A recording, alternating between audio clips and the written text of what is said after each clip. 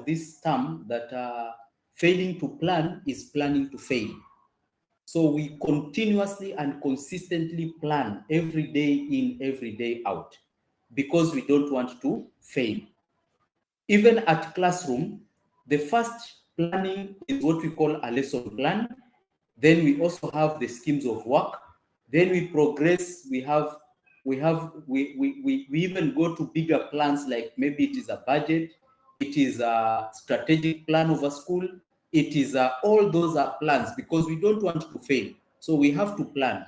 Even when you wake up in the morning, the first thing you need to think about is nitavaa nguo gani. Kuna wale ambao hata before walale wamefikiria kesho asubuhi nitavaa nguo gani.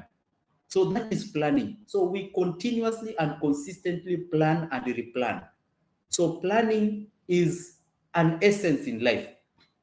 And a plan is like a roadmap. It is a route that gives you direction of where you want to go. So when you put it as planning, then it becomes that process of developing a plan, or that process of developing a blueprint, or that process of defining where you want to go. Okay? Then when you contextualize this in the aspect of education, then we call it educational planning. Planning. Now, educational planning is basically, okay, maybe before we even go to educational planning, is what we refer to as a policy. And a policy is basically a cause of action through which an institution or government is able to address public problems and influence decision-making or change. Now, planning serves 4 functions. The first function is decision-making. Now, this decision-making is done by the top organ of any institution. It could be at the ministerial level, the Cabinet Secretary Education, or it could be at school level. We have the Board of Management, in which the principal serves as the secretary to the board. Then below that,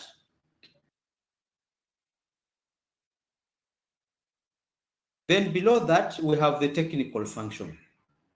The technical function basically focuses on the forms of plans, identifying targets and resources. So technical function is a hands-on activity.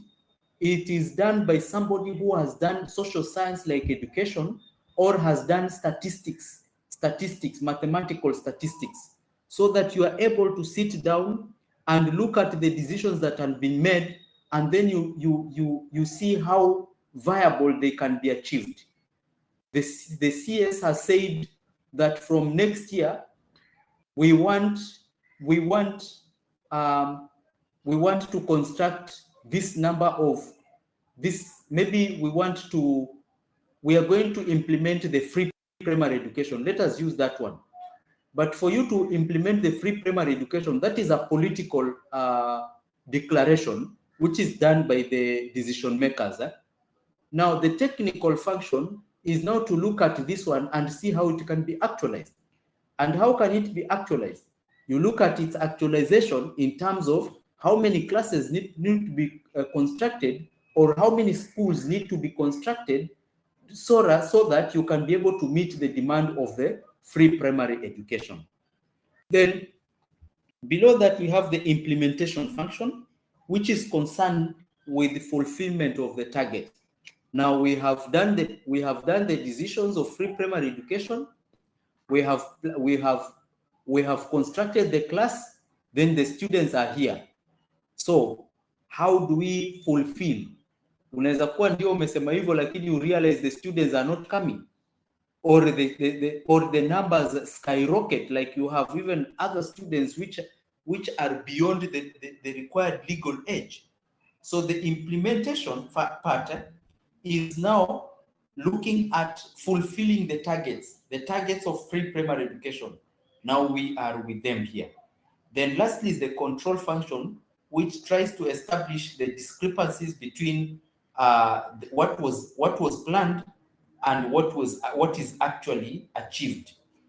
We said in our plans we want to produce this year, we want to have a mean grade of 8.0. But now what we have gotten is 6.0. There is a discrepancy, there is a gap of 2.0. So what went wrong? And how do we address this so that in future we can be able to hit what we intended to? That is the function, the control function. Now, putting this into education perspective is what we get educational planning. And basically, educational planning is the application of rational and systematic analysis to the process of educational development with the aim of making education more effective and efficient in responding to the needs and goals of its students and the society. So we want to make education more efficient and effective in meeting societal goals and individual objectives. And this can be done by having plans that have articulated objectives that are achievable. Now, the rationale for educational planning, we do planning because we want to be more efficient and also effective. You know, there is a difference between efficiency and effective. Efficiency and effective. Sometimes, to understand this in a very easier way, we normally ask, you have two graduates. One graduate takes 4 years to graduate, and another graduate takes 6 years to graduate. Who is efficient and who is efficient and who is effective? Maybe you can post there, or I can create a poll. I think the poll one is, there is a hand from Felista Kache. You can say, but I want to create a small poll because it seems as if that one